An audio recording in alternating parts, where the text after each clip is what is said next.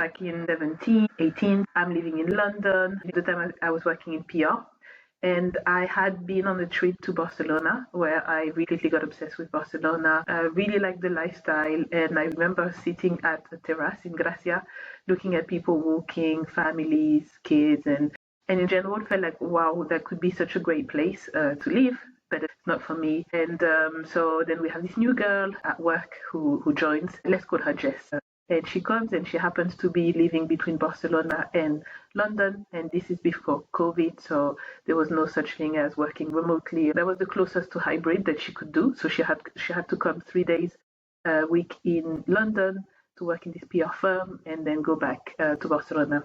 So I took the opportunity to ask her loads of questions about Barcelona. And she was being quite honest. She wasn't being mean. And she was sharing her reality, telling me how it's impossible and you would need to kind of stick to London for a London salary and forget about Barcelona unless you wanted to start it over again. And the whole thing and was like, okay, it's not for me.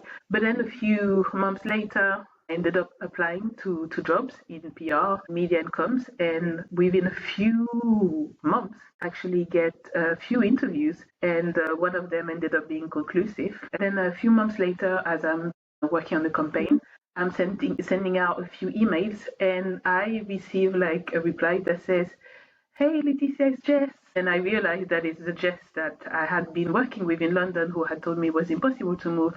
And her first message to me was, "I can't believe you made it to Barcelona."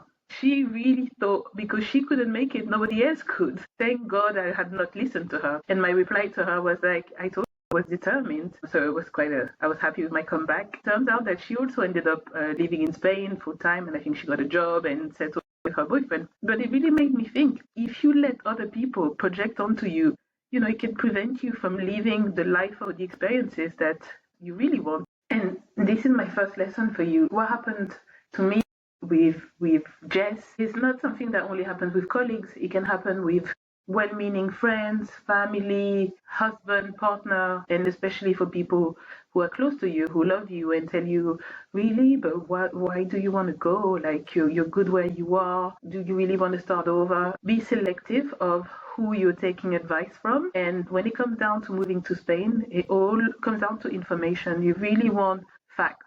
You want to do your own research, and you make a decision based off of that. The second lesson that I think could have saved me a lot of time and anxiety is, don't be scared to move to a country and take a bit of a step back. Just reframe that in your mind. In my case, for example, the job that I got, it wasn't the same role as I had in London. So it wasn't a senior role, it was less money, but it just made sense because I needed a stepping stone.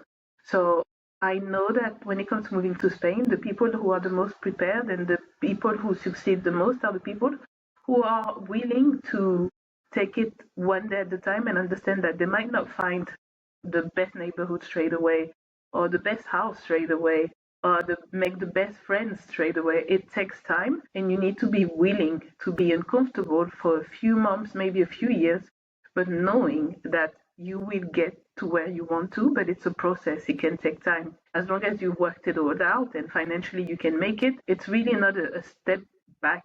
And my third lesson is especially important if you're in the research phase, just to remember that Spain is not one unified experience, meaning that depending on where you want to live in Spain, you might have, might be easier to find a job in Barcelona rather than in Madrid. It might be easier to find a house that you can afford in Sevilla rather than in Malaga.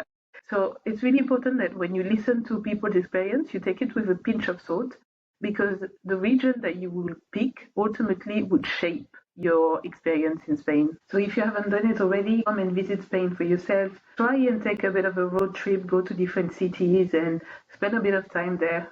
See where you feel comfortable. Check out the vibes. So I think it's really important. Now, if you don't really know how to start, in the link below, I've put my free Spain starter checklist where you can see kind of the steps that you need to take in the right order to start thinking about making your move happen. And my fourth lesson is about the financial side of Spain. I see online that we talk a lot about Spain has this amazing work-life balance and how the quality of life is better in Spain, and that's true. But the financial side of things, I think, is not spoken enough about. The way you're going to be taxed the minute you become a tax resident, the way your investment will be taxed, your assets abroad, your retirement. So all of that, you really need to work with a tax advisor or a cross-border financial advisor to do the math and see if really it works for you financially, not just emotionally speaking.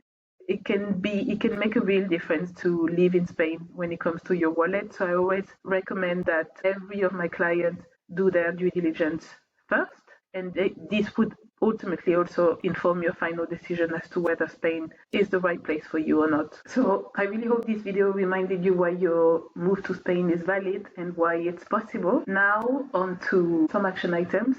So next, I really recommend that if you haven't done already, you download my Spain Starter Kit, and you can see a bit about what you would need to make that move happen. And then when it comes down to the financials, I've created a self-assessment quiz where you have 6 questions. You can do it in 5 minutes, and based on that, you can see whether or not you already have the right financial consideration in mind. And if you don't, what you can do before or after is you can also sign up for my free 7-day course where I educate you on all the different financial items that you need to have in mind when coming to Spain. And of course, you've got my YouTube channel filled with videos that you can watch. And I'm always open to questions. So leave comments down below. I would love to reply to you.